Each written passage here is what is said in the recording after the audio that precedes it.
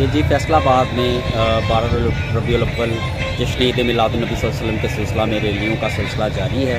और ये कोई मजहबी तंजीम है इस वक्त जिनकी रैली इस वक्त जो है वो अल्लामा इकबाल रोड जो कि फैसलाबाद का कोतवाली रोड है वहाँ से गुजर रही है। और इसी तरह से रैलियों का सिलसिला मजाल और जो महाफिल हैं महाफिल नात उनका सिलसिला जो है वो जारी है। और माह रबीउल अव्वल सल्लल्लाहु अलैहि वसल्लम जो है इसकी अपनी ही बरकतें हैं और आप सबको भी ये माह मुबारक जो है उसकी ढेर सारी मुबारकबाद।